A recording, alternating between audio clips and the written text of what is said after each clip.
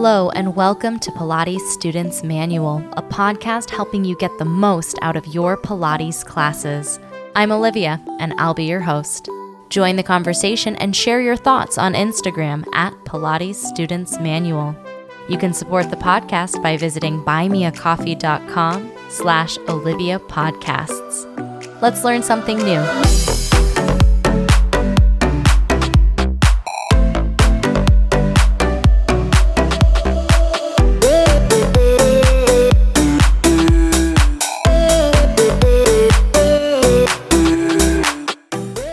Hello, everybody. Welcome back to the podcast. Today, we're going to be talking about buying Pilates equipment for use in your home. This episode is really inspired by the fact that just recently I purchased a reformer for use in my home, and it hasn't arrived yet, but it will be here soon, and I will show you lots of pictures because I'm very excited. But even for smaller pieces of equipment, whether it's things like resistance bands or a magic circle or yoga blocks or props that you might use for your Pilates practice at home, like even your mat, I do have a couple thoughts about those things. And I wanted to share my experience when I've bought equipment, from the reformer to the looped resistance bands that I use. Just what I've learned and things to look for, things to think about before you buy anything for your home gym. An investment in any piece of equipment is going to be worth it if you're going to use it. The reason I hadn't bought a reformer earlier, even though I've been teaching Pilates for a hot second and doing Pilates for a hot second, but the reason I hadn't bought one is that I didn't need one. I wasn't going to use one. I was spending a lot of time in studios that had reformers, and I could just use those reformers. So this episode isn't telling you what things you need to buy, because you don't really need to buy anything, but it is sharing things to think about if you do decide to buy something. My personal situation is changing. I did spend a lot of time in studios, but now I'm going to be doing more virtual Pilates stuff, even more than I was already doing, which was about 50-50 of my schedule. It's going to be shifting 100% online in October. And I, wouldn't have access to the reformer to either use or teach. And I'm also going to be doing a teacher training program that is online. I also need a reformer for that. So because my situation changed and my likelihood of using it changed, that's why I took that plunge. So when I was looking for a reformer, I went down quite the rabbit hole, and I just want to share what I've learned if you are in the market for a reformer yourself. So there's two different styles of reformers broadly. There's a classical and there's contemporary reformer. The classical reformer is, is it taller? I don't know if I can say it's taller, but it does have a set frame that's either wood or aluminum. It uses leather straps instead of cords. It has, different springs. There's 4 standard springs on a classical reformer. There aren't risers on the back of the reformer, so there aren't little sticks that the pulleys are on that lift the pulleys off of the reformer. The pulleys are like right inside at the back corners of the frame, furthest away from the carriage. They usually have wooden handles as well. And then contemporary reformers are, I don't even know if opposite is the right term, but they're not that. They may have different heights. They might sit on the ground. They might have legs. They may use cords or, different straps for hands and feet. There's usually risers on them, so the pulleys are a little bit elevated. The springs, they could all be the same spring, but they also have different resistances. The carriage is organized a little bit differently. They could also be, aluminum frame or wood frame. They could have, headrests that lift and lower, foot bar, multiple foot bar positions. A classical also has that. There's a very clear picture in my head, which I am not articulating very well, but I'll share more, and hopefully that will fully form an idea at some point.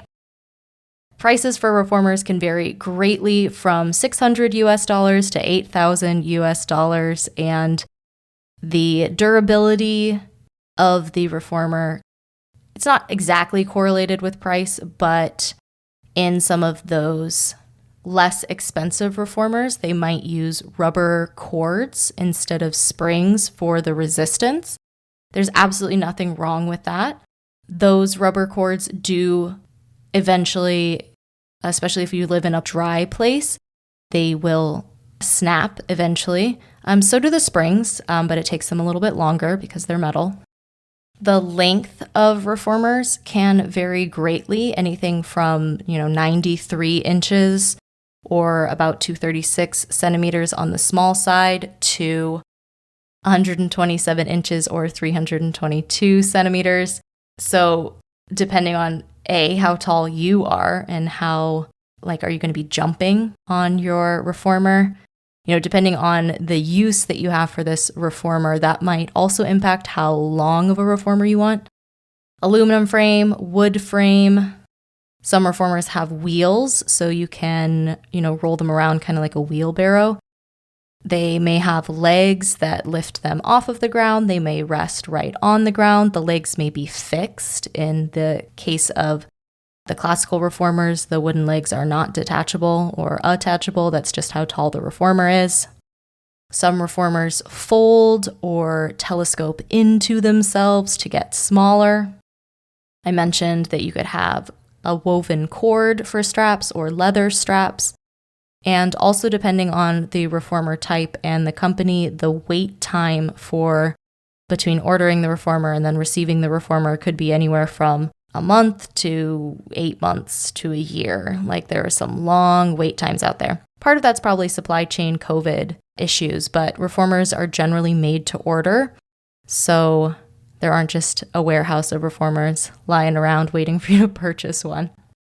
The biggest factors influencing my decision about the reformer that I got were definitely budget. I would love to drop $8,000 on a reformer, but I also would not. The space constraints that I have, the room that is in my house that I use as a studio is a finite size, and the organization that I have of the room, is this reformer going to stay there the whole time? Is it going to get, stood up on its side? Is it going to need to move into another room? How is all of that going to work? Because the teacher training program that I'm starting in October starts in October, when the reformer was going to get to me is also a consideration, as well as, previous experience with reformers, the reformers that I've practiced on and learned Pilates on and taught Pilates on. And I just knew that I wanted to have springs versus a rubber cord because that's just what I'm going to be able to use more comfortably, and I know it's going to be more durable. The reformers that I didn't decide to get were not bad reformers, but they weren't a good fit for those deciding factors that I mentioned. The reformer I decided to go with was a Balanced Body Metro IQ reformer, which is their little baby telescoping reformer that sits on the ground and can fit on your bed or fold up and fit in your closet. The portability is really useful to me, as well as having that spring setting, and Balanced Body being a company that I have some experience with in terms of using lots of different styles of their reformer, their springs, and just their general equipment. So that's what worked for me at this point in my life. And as soon as it comes, I will be sharing lots of pictures of it, so look forward to that. Coming up after the break, I'm going to be sharing things to consider when you're purchasing other pieces of equipment, as well as some opinions that I have on equipment. Yeah, that's coming up next.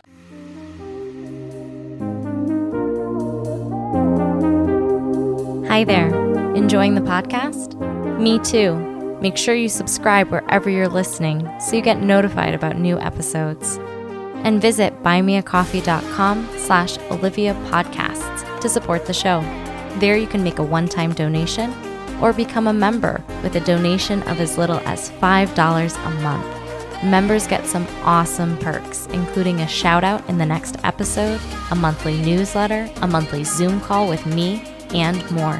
You can also visit links.oliviabioni.com/affiliates and check out some sweet deals on products I use and love. Now back to the show.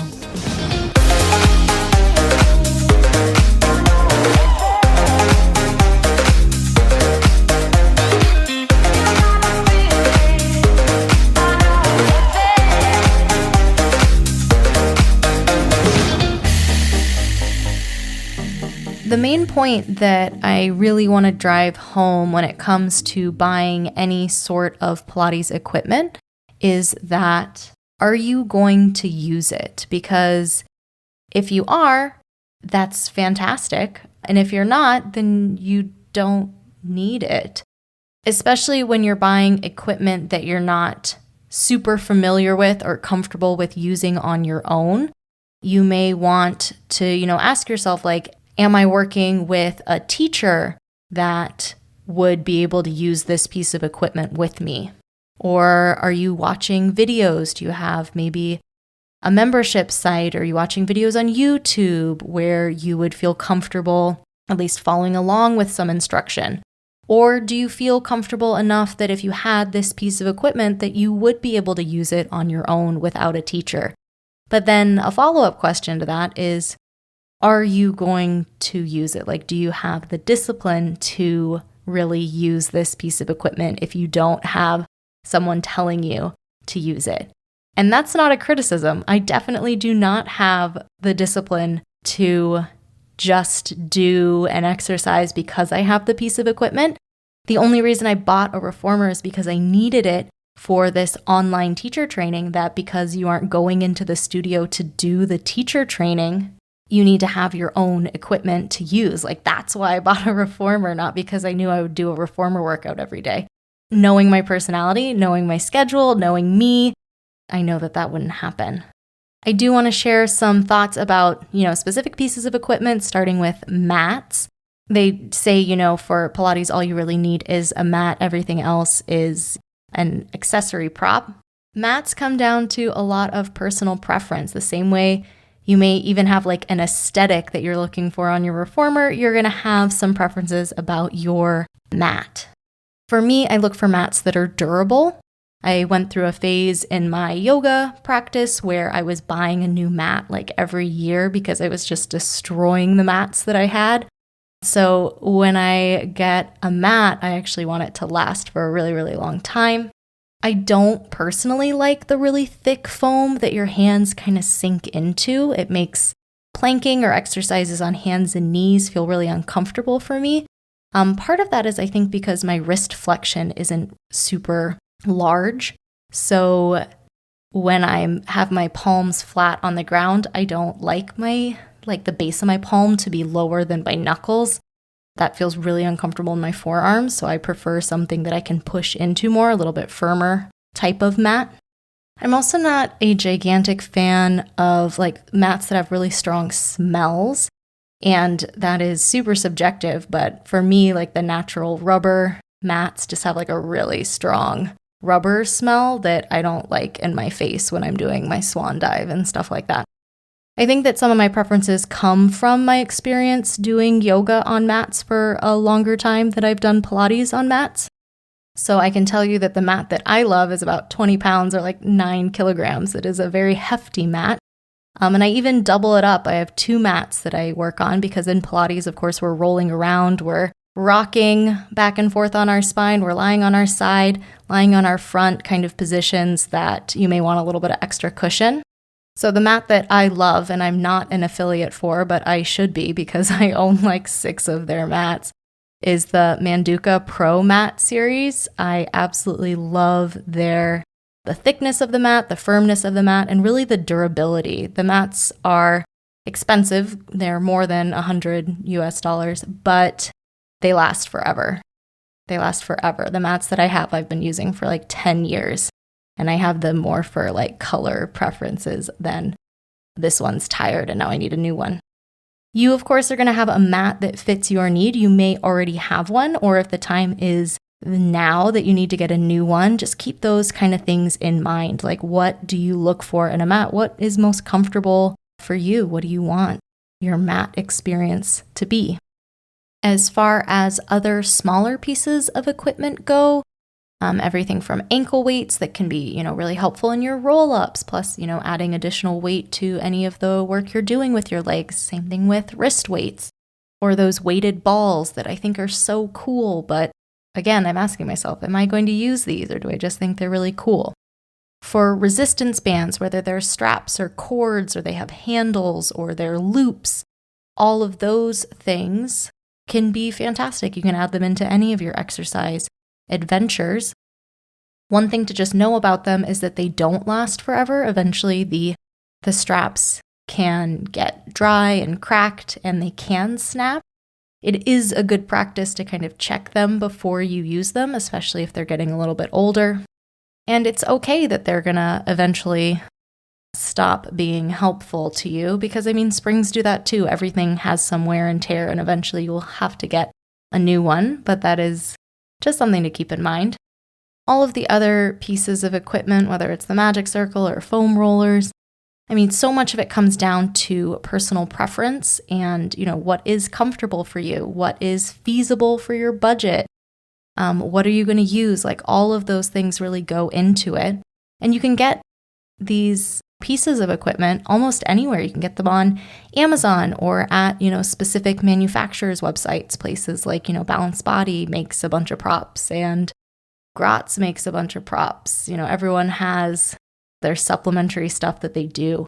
If you really want to deep dive, there's a company called OPTP that makes everything, and you can just see like how many props there are.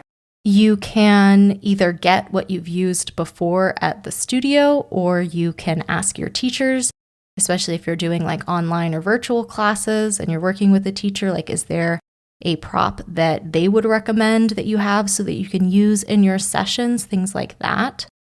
Every piece of equipment has a use and you can use it in your Pilates adventuring.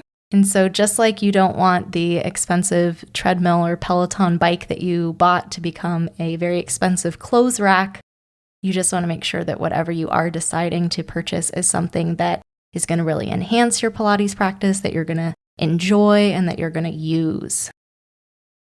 And I can't wait to show you my new reformer. Yay! I want to say a big thank you to all my supporters on Buy Me a Coffee, especially to our newest member, Catherine. Thank you so much for your support and for contributing and being part of this project. I will be sending out the September newsletter this week if I haven't done so already.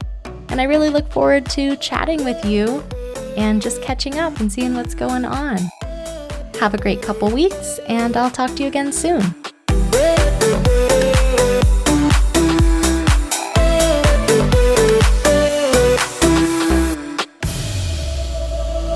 Thanks for tuning in to this week's episode of Pilates Students Manual, a podcast helping you get the most out of your Pilates classes.